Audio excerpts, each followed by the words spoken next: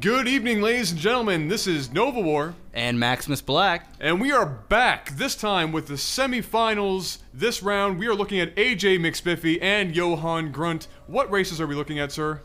Up here in the north position, we have a Zerg, and we have Johanngrunt, and he is a pinkish, purplish Protoss. A girly color Protoss. Take your purse off, would you?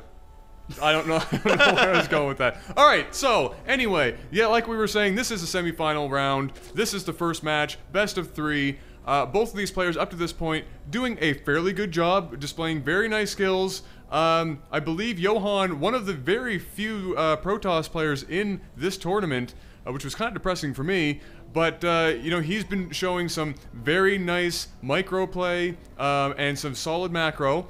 AJ also doing a very nice job, but the one thing that I've seen in his matches so far is that he lets his macro slip just a little bit while he's trying to micro up. But other than that, very solid play by both of these players.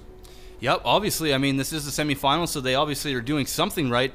Before we get too deep into this game, though, I'm going to do some advertisement. You know why? Because it's our channel and I can do that. Go! So, if you guys haven't already, you know, hit us up on www.d2dgamer.com. It's the forum where you guys can interact with us a little bit more. Also, our good buddies Exodus Gaming are partners with us, and they do all kinds of World of Warcraft. You know, you can join our clan, do all kinds of fun stuff. So check us out there, and don't forget to keep sending in those replays because you know, this tournament is going to keep us busy for the next week or so. But after that, we are going to be doing some casting. Mr. Black, I have a question for you. Yes, sir. If I wanted to send in a replay, which happens every once in a while, if I wanted to send in a replay, how would I do that? You would go to, or you would send it to Replays.LifesAGlitchTV@gmail.com. And if I'm deaf and can't hear what you just said, where else might I find that information?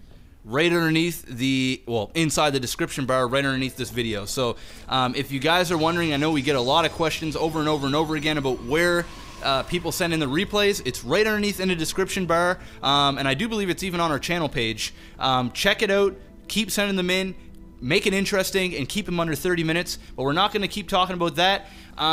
It looks like Johanngrunt did a fairly good job at scouting, but the big but about it is, if I go over here and check out what Johann has seen, he did not go and scout that expansion. Which is very strange. He spent an awful long time up in that main getting lots of great information, but on his way out just decided to skip over looking at that natural, which is a very important thing to do. If you have the time, why not go check it out? It is obviously, it's almost inevitable on Scrap Station for a Zerg to fast expand because of the great distance. The opponent usually has to travel just to get up to scout in the first place, so it would have been very good of him to do that, or just automatically assume that that is what was going to happen. Yeah, it's not like Johanngrunt is playing a Terran, because, you know, Terrans usually don't do that quick, fast expansion, but he is playing a Zerg, and Zerg love to do a fast expansion, especially on a map like Scrap Station, where Zerg sorta is favored because it is such a long running distance in between bases. So Zergs, you know, a decent Zerg takes advantage of that. So, you know, that was kind of a bit of a scouting failure, but you know what? It is what it is, and we'll see how it progresses here in the game. What I would like to see, and I think he's getting Warp Gate right now as he chrono boosts that very nice, and he's doing a great job of walling this off, and will more than likely use that sentry to make sure nobody gets into the base. What I would like to see is, especially on Scrap Station, because we know it is a bit favored for the Zerg player, is that the Protoss can really, to close the gap, because as we saw, he's getting a very fast Warp Gate, is to go put a proxy pylon either at the halfway point or even up in that left side expansion, so that he can get units to the Zerg as fast as possible. Closing half the way across the map is a huge advantage for a Protoss player on any map, but especially on Scrap Station. Yeah, most definitely. When you are a Protoss player and you are suffering from this sort of long stretch in between each other's bases, you want to close that gap. You want to have probes out there, or you want to get that proxy pylon like Adam just said. And it looks like this pylon may go, whoa! Whoa, that was a nice force field there. I'm loving that force field. I just creamed my jeans a little bit. That force field actually stopped those Zerglings from destroying that pylon, and damn, that was creative. All right, yeah, that was pretty good. That wasn't bad. You know, I'll give props where it's deserved. But you know what? I don't want to see too many more of here, which I think we might actually see a little bit more of, perhaps. And yeah, there's another one.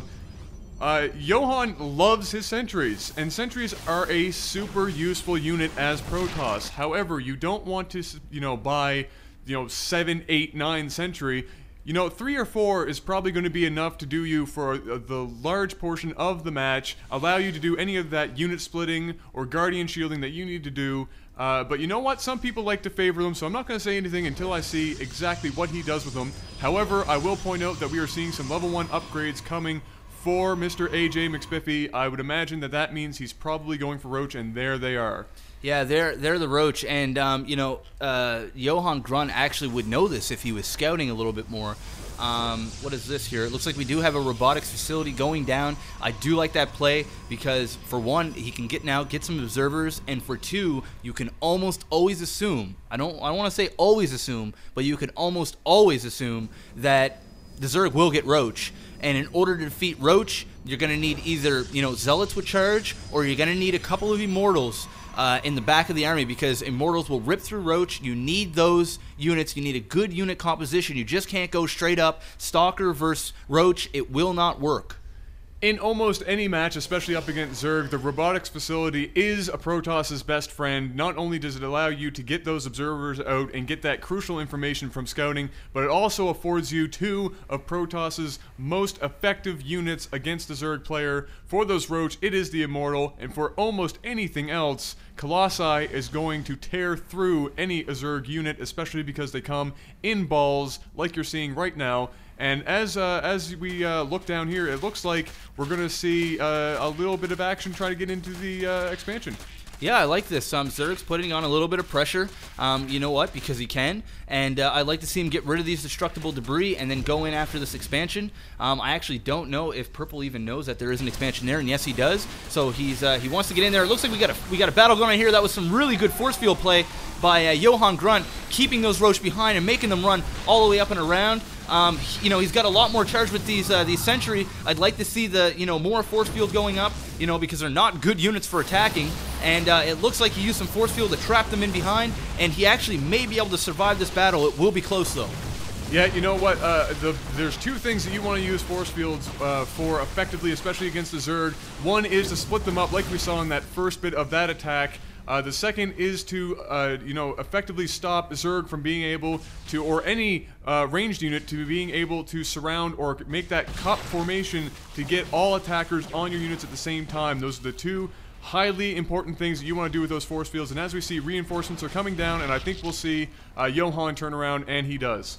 Yeah, Johann's saying, okay, that's enough of that. I'm getting out.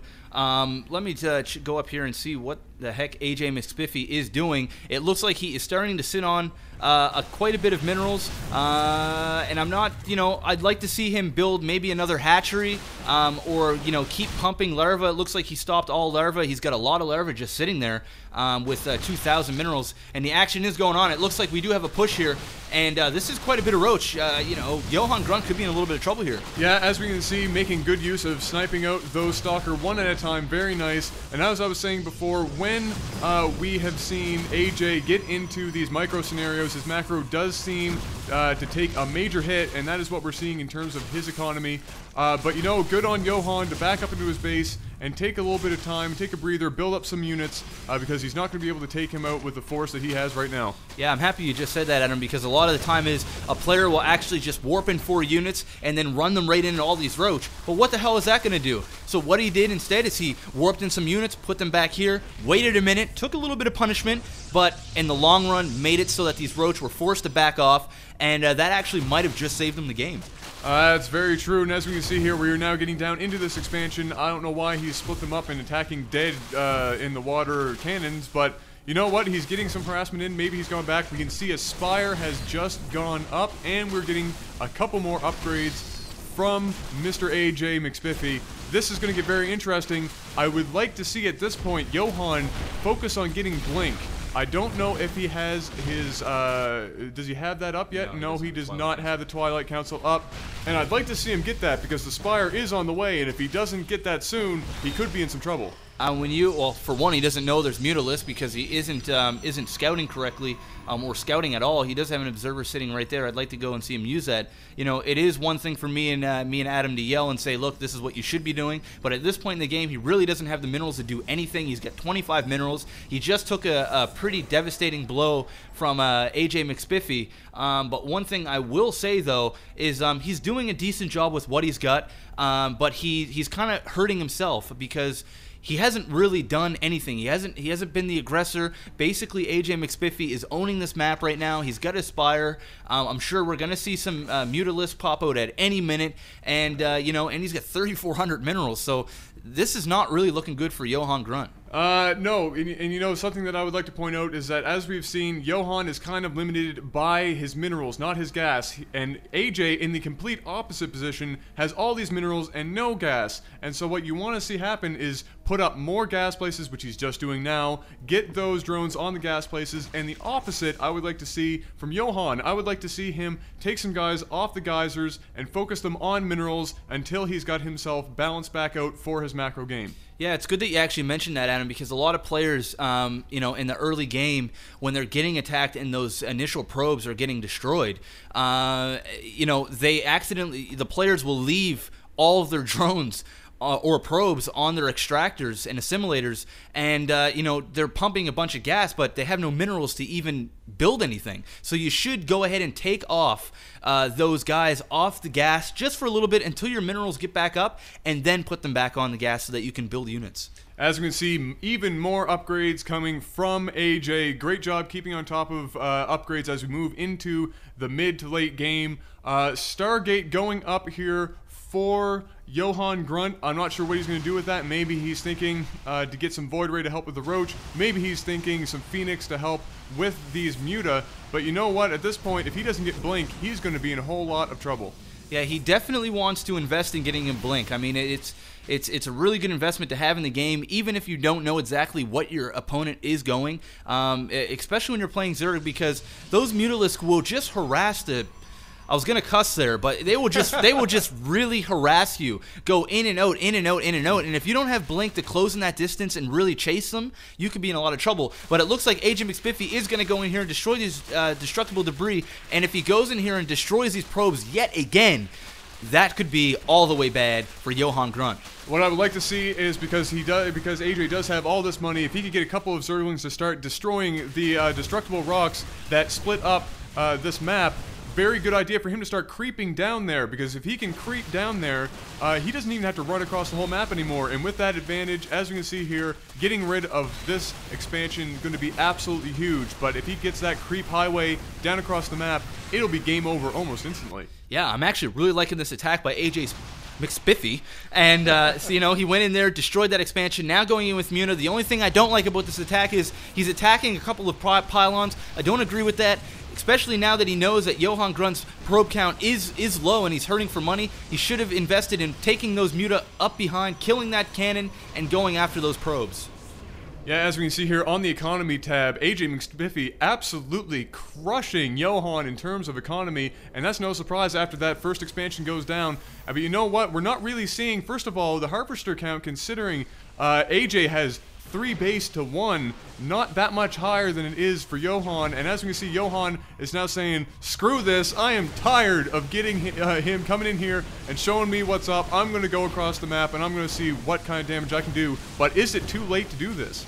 Yeah, you know what? It's basically the only move he has right now because he has no minerals to even build any more units. It looks like AJMcSpiffy is coming behind. He needs to use force fields, and that's exactly what he's doing. That was an excellent... Ooh, nice force field right there. And it looks like these roaches are coming up now. Mutalisk from behind. This is going to be a close battle.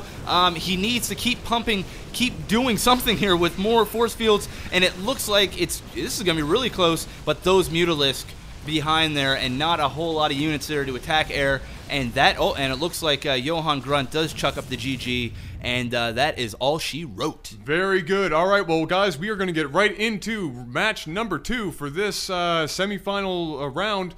So we will see you guys very soon. This has been Nova War. And I'm Maximus Black. Peace. Peace out.